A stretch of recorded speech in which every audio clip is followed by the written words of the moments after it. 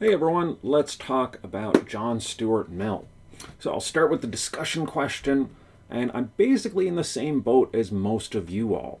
So when it comes to switching the tracks, definitely switch the tracks, right? Why kill 5 people when you can kill one person instead? But when I'm the doctor and the drifter comes into my operation room and I have this possibility of saving 5 other lives at the expense of this one life, in terms of numbers, it's exactly the same, and yet I just can't bring myself to murder this drifter to save these other 5 lives. Even though, if I'm on the trolley and I flip the switch, I am effectively murdering one person to save 5. In this case, it just doesn't feel right. How do I reconcile this conflict? It's tough, right? So, a lot of us, definitely myself included, wanted to squirm out of this. A lot of people just kind of started adding assumptions. Maybe I'll get caught, right? And then I can't save more lives in the future. Okay, well that would be true, but I built in an assumption of you can get away with it. If you can get away with it, you don't have as much room to squirm, and yet we still definitely want to. It makes us feel uncomfortable. So, one convincing argument that I did see that I think helps us to get out of this is that as a doctor, you have a sort of a sacred obligation, right? You've got this Hippocratic oath. And I think that this is something that real life doctors do buy into, but I'm not sure that other professions would hold their obligations to such a high degree. So in the case of a doctor, yeah, the doctor isn't going to murder the drifter to save 5 other people. Most doctors won't, right? I mean, law of large numbers, eventually you'll find one. Other professions, I mean, lawyers have a very entrenched ethical framework.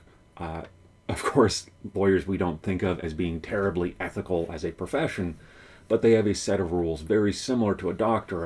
A doctor, you're not allowed to do harm. With a lawyer, you have to do everything you can within the law to promote the interest of your client. That brings up a good distinction I saw brought up in the assignment, which is the distinction between act utilitarianism and rule utilitarianism. So, utilitarianism in general is this really appealing framework for thinking about ethical questions. It's especially appealing to economists. Economists think in systems and want to be able to sort of juggle numbers, and utilitarianism gives us that chance. Act and rule utilitarianism, this is making a refinement, distinguishing between what might pass the utilitarian calculus as an act might not hold up if we think about it as something like a rule for society. So the rule of a doctor doesn't murder the drifter to save 5 other lives, that might be something where even though the act would pass utilitarian muster, we should murder the drifter to save 5 other lives. As a rule, we might say, yeah, sometimes the rule's going to be wrong, but overall we feel better. We expect to get more total well-being by following the rule that we don't murder the drifter. Utilitarianism is, all ethics lend themselves to fascinating discussions. One thing I saw that was good, I'm going to jump ahead a little bit, is the question in the assignment about can we have a moral science. I saw a lot of answers where people were, being brave enough to take a stand one way or another. Some people said definitely yes, some people said definitely no, and that's good, right? Either way, right? There's not a correct answer. John Stuart Mill was a big proponent of freedom of speech. A big point he made is we want to hear the arguments of the people who oppose us because that helps us to make stronger arguments. Right? If they're wrong, the only thing I can gain from them, the only thing I have to lose is the opportunity to make my argument better. If I'm looking at someone who is right and it turns out I'm wrong, then what I lose by engaging with them is that I lose ignorance. I lose an indefensible position. So Mill argues very strongly for, even if you don't think this other person's going to be right, you should listen to them. You should, in the case of this assignment, you should also be willing to be a devil's advocate, right? Aristotle, what did he say? Aristotle said, it's the mark of an educated mind to be able to entertain a thought without accepting it. So in a case like this, it's a college class, you can take a strong stand and no one's going to hold you up to it, right? We're not in public. You're not, writing an op-ed for the New York Times that says, this is my position. Feel free to be a devil's advocate, right? Especially in the utilitarianism arguments. That's definitely a place where it's called for. All right, so into the assignment. We had 3 big questions. Why should utilitarianism imply free trade? This question is relatively straightforward compared to the next question, right? This is a sort of a question that's much easier to ask on a final exam. The question of, is it possible to have a moral science, is a much more subjective question. But life is subjective, so it's good practice to try and take a stand. But it's also something where if I ask you a question like that on the final, I'm going to be concerned less with your conclusion and more with how you got there. And then our third question is, what is the stationary state as Mill understood it? So, starting with, why should utilitarianism imply free trade? The basic idea of free trade, as Ricardo understood it, is we look for the lower opportunity cost source of the goods and services that we're after. In utilitarian terms, we've got something that's going to give us some pleasure, and we look for the place to get it where it creates the least amount of pain. So you make a widget, someone else could make a widget, you give up the opportunity to do something else, they give up a more valuable opportunity. We want you to make the widget instead. You have comparative advantage. We want to, in a market, pay you so that you have incentive to do that, so that you actually will make that widget. But overall, what matters in the utilitarian framework is what you're giving up, right? So you make a widget and you give up a couple hours reading about Karl Marx, and someone else makes a widget and they give up seeing their kid's Little League game. That Little League game is more important than reading Karl Marx, and so we get less pain by you making the widget and giving up Karl Marx than this other person would by giving up a formative life experience of their child. So, it really goes hand in hand, right? Ricardian free trade arguments are about finding the way to get the most good at the least cost, which is just another way of saying the most pleasure for the least pain. While we're thinking about that, another thing that Mill added is this distinction from Bentham about higher and lower pleasures. So for Bentham, it was just, if you like it, great. For Mill, it was, if you like it, great, all else equal, but, the ballet is better than an episode of Big Bang Theory. Now, he's kind of imposing some normative judgments there, right? Who's to say what is a higher or a lower pleasure? The ballet, I don't understand, right? I've seen dance, I've seen professionals dance, I don't get it. I've also seen The Big Bang Theory, and not my favorite show, right? So for me, which is better? Neither of them gives me pleasure, whether it's higher pleasure or lower pleasure. And Mill, I think, would be fine with that. He is also arguing that we want to give people freedom to do what makes sense for them. But to say that some things just have a privileged position in the framework rather than others, I think it's something that needs to be discussed relative to Bentham, but I think it's a much harder problem than Mill might have anticipated. Basically, Mill, in that context, is doing what, if you've seen Frasier, the 90s sitcom. Frasier Crane is this fancy, snobby guy, him and his brother, played by David Hyde Pierce. Excellent 90s sitcom, both great actors, both great performers.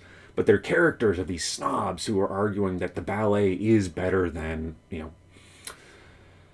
trashy TV. Mill's kind of taking that position as well. And it's something that is appealing if you're, a smart, college-educated person, but I think it's a harder position to hold. But we still have this general point of, the Ricardian free trade argument is definitely there.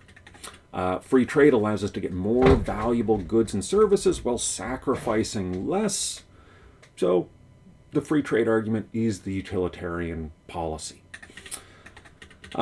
Something to point out, one thing I saw, or a couple things I saw.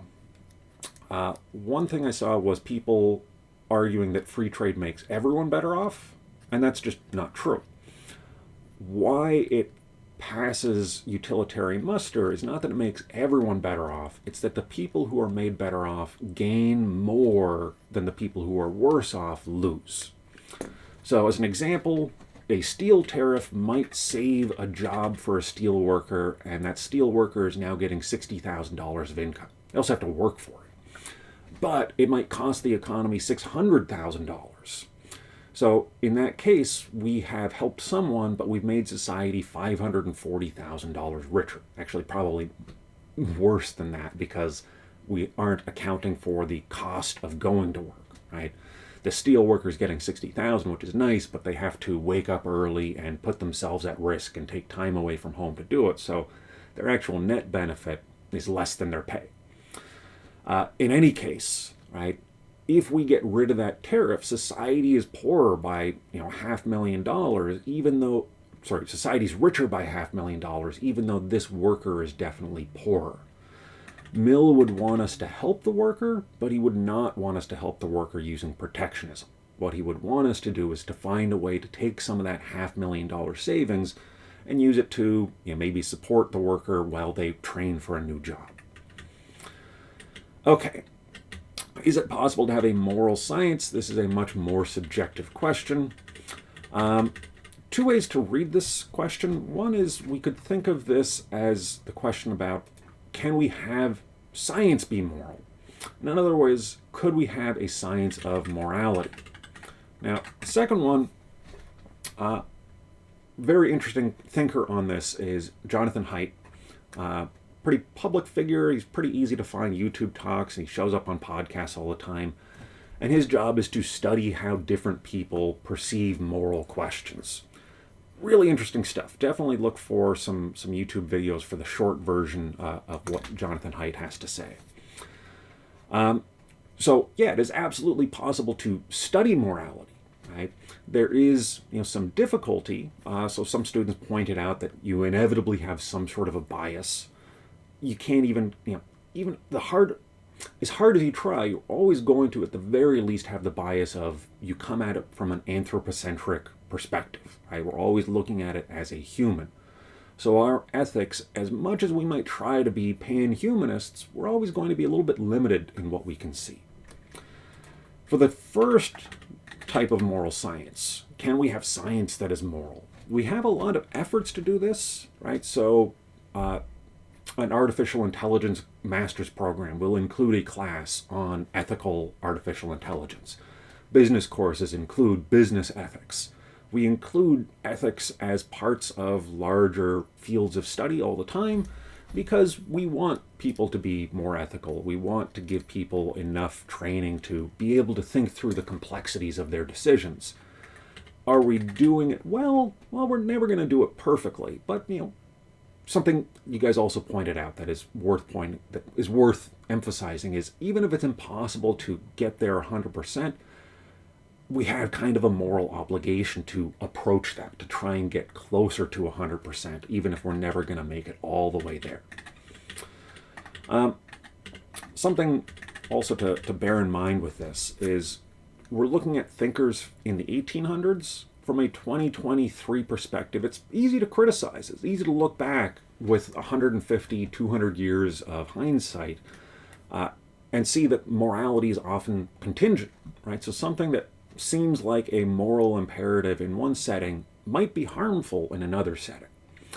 But thinkers in the 1800s, right, and these were basically smart white guys from Europe who were considering the possibility of looking for these fundamental laws of nature that are true always and everywhere.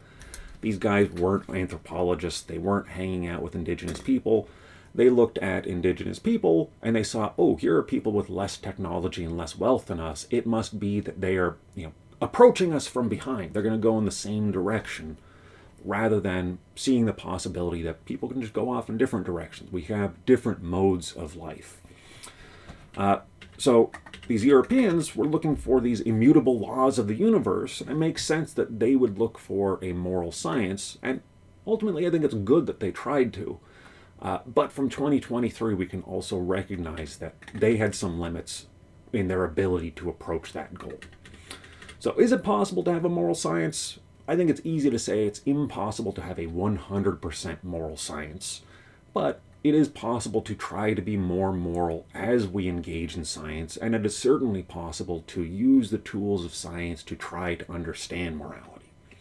But like I said, subjective, right? You can push back on that, you can argue different points, and because it's a subjective thing, right, at the end of the day, there's good and bad arguments, but you can push. There isn't necessarily a right answer there. There's plenty of wrong answers, but there's also lots of right answers potentially as well. All right, and then the stationary state. How would Mill think about this? So basically what the stationary state is a long-run equilibrium that we could meet, maybe we will meet, when we've invented everything we possibly can, right? When everything kind of stabilizes. So a part of this would involve population stability. So Malthus had his own kind of model of the stationary state, but Malthus was basically looking at this kind of like a biologist. I think if he was born 50 years later, he might have been a biologist instead of an economist. In 2023, the prospect of running out of things to invent, some people think maybe we're there, right? Maybe we've had all the good ideas. We invented indoor electricity, indoor plumbing.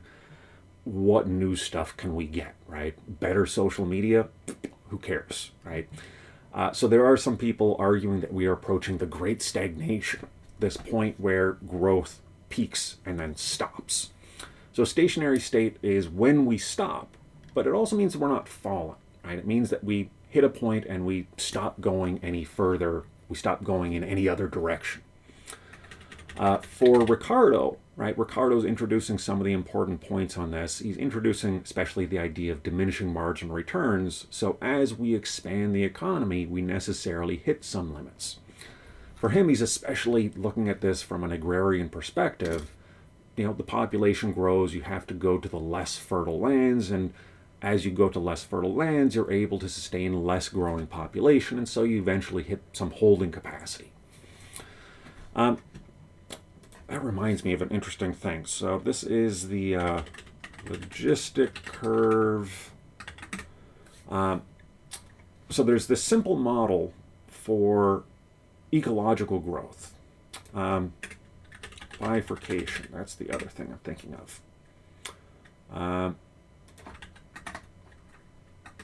The logistic equation. So I'm going to make this digression really quick, but if you're into this stuff, I'd encourage you to search. YouTube has a bunch of interesting videos on this. So the logistic equation, without getting into the math, is basically a way to think of, let's say you've got an ecosystem of rabbits.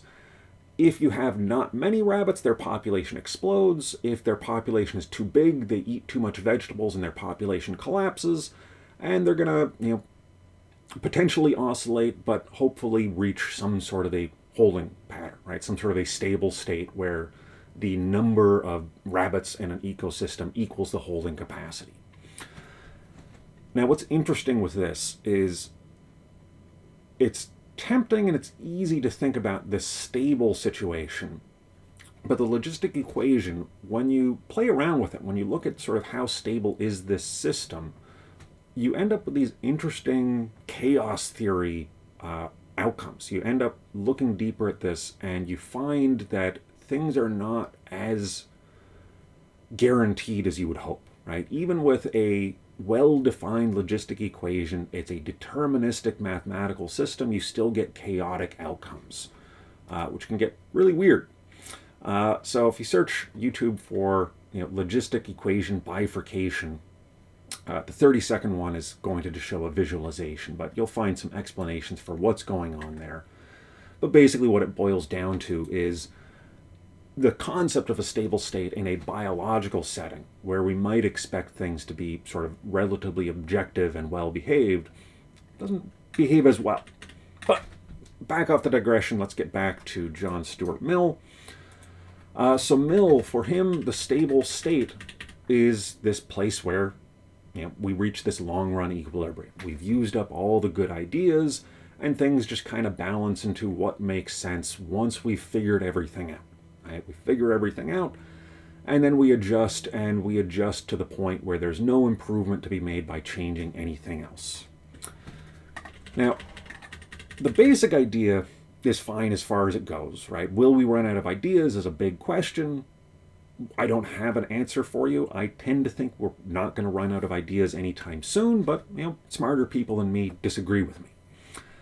But I think Mill shows an important misunderstanding. And I think that this is, again, a perspective from the 1800s that he wouldn't have held if he was born 100 years later. So he looked at the supply side of the economy as working much more objectively than the demand side. So classical economists before the marginal revolution, when economists started to think about marginal benefit versus marginal cost, in the 1800s, economists kind of fell for this of thinking production is about turning atoms into other arrangements of atoms. It's about engineering and science and physics. And all the human aspects of that, that's all in the background. It doesn't matter, right? What really matters to an 1800s thinker is the science and the engineering going into a product, right? Or even at something like growing food, there's meteorology, there's what's going on with the seed, but there's not really a social aspect to it. On the demand side, there's a social aspect. People want things because they value it subjectively. But I think that objective view of production, I think it makes more sense in the 1800s, especially the early 1800s. But if you look into the 1900s, it becomes a little bit clearer that the supply side is messier than that. It's not really just an engineering problem. We'll see, with Marx for sure. Maybe not Marx himself, but Marxists following Marx, how that falls apart. So we got 150 years of hindsight, right? It's easy to criticize, but here's an example, right? So a very simple case. Let's say I hire someone to clean my kitchen. There is maybe an objectively best way to clean my stove, right? You get whatever solvent and you do whatever, and you take X amount of times to let it sit, and you whatever, right? There's hypothetically some objective best way to clean a stove. But the cost of getting my house clean isn't just about the spray bottle you use and the sponge you use. It's not all about the objective stuff. It's about getting a human being to give up part of their day to do something for me. So there is a subjective cost in there, right? The cleaner comes to my house. I am asking them spend less time at home or spend less time cleaning someone else's house, in which case someone else's benefit is being foregone. Right? At the end of the day, the cost side of the equation, it's not just the stuff that goes into producing some good, but it's also the time and effort and human attention going into that. And that's inevitably a subjective thing. So, it's not just about how do you do stuff objectively the best way, but it's also who does the stuff, and that who question is much more subjective because we're asking about what are they giving up in terms of their subjective benefits from the things they could have had instead. We need to think not just in terms of the cleaning spray bottle, but also having markets determine prices and allowing suppliers to respond to those prices by adjusting their production plans. So I think Mill, if he was reading economics now, he would very much change his views, and I think he'd be really excited to see that stuff, but it was missing from that 1800s perspective. Another thing to bear in mind, so Mill, he was looking at the stationary state as basically, okay, we've solved the production problem, now let's solve the distribution problem. Let's solve the issue of who gets what. Redistributing stuff is much easier to do in a growing economy.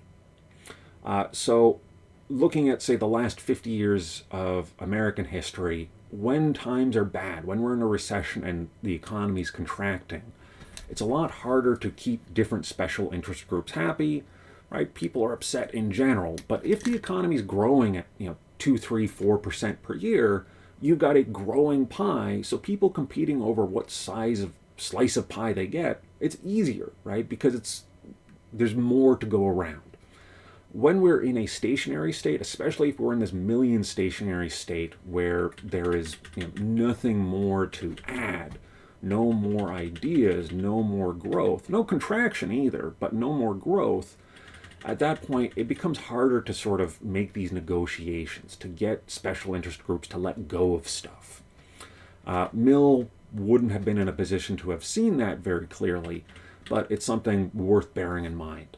I think Mill, his optimism for the stationary state is not misplaced. I think that hypothetically, when we do run out of ideas, we can use that as an opportunity to really focus on getting the distribution right, but it's not going to be as easy. And certainly if we don't have the distribution right going into that state, it's going to be a lot harder to solve those distribution issues. All right, and let me just close again with a little bit of refinement on the idea of utilitarianism. So Benthamite utilitarianism is this maximize happiness view, greatest good for the greatest number, but we run into some issues. So one issue we run into is, as Mill pointed out, some pleasures maybe should count for more than other pleasures, right? The pleasure of reading a good book maybe is better than the pleasure of, I don't know, putting a flaming bag of dog poo on your neighbor's porch and ringing the bell and running away, right? I guess we could argue against that because of the disutility your neighbor experiences. But even so, right, it's not necessarily clear that we could just deal with everything, in a straightforward fashion. Now, really, the big thing, again, comes back to value being subjective, which we'll see more of in the next coming chapters. To say what really maximizes happiness, what does create the greatest good, is not a simple thing. It's not something that we can measure, right? It's not something where we have a meter that will tell us how much utility are we getting out of this thing. So one of the criticisms that comes up about utilitarianism involves this. So, for example, the possibility of a utility monster. What if I just really enjoy the hell out of everything? In a case like that, the utilitarian argument would say, well, let's take stuff from people who like their stuff and give it to Rick, who really likes stuff. Well, maybe that fits under utilitarian grounds, but it feels weird, right? It feels like something else is going to go wrong. That said, I think overall, utilitarianism, right, from a more modern perspective, recognizing subjective value, I think the basic framework is a good perspective, all else held equal. Right? If we're looking at two different possibilities and we're not worried about really big dramatic changes, then yeah, do the utilitarian thing is I think a pretty compelling vision, even if we have this problem of we can't directly measure things. We can indirectly measure things. So this is part of the reason also economists are really drawn to utilitarianism, is because when we think about something like economic efficiency, the way we would discuss it on a supply and demand graph, that is about maximizing utility. In that case, it's not about pleasure or happiness. It's about whatever the purchasers and the sellers are after in their own lives. So another refinement, right? Bentham says, let's maximize happiness, but we do a lot of things that make us unhappy, right? Happiness is not the end game of your life. We have more meaningful things. We want happiness, right? Happiness is one of our goals, but we have other goals as well. So a more modern view would be to say, okay, I've got some goals. If I'm doing things that achieve my goals, I'm doing right by myself. You got your own goals. You try to achieve those. And as long as we're not infringing on each other, then great. We both do our own thing, and you do what's important to you, and I do what's important to me, and we can both be better off as a result. What is it that we're after? If not happiness, that's whatever it is we're after, right? Utility is the thing that we are trying to maximize for.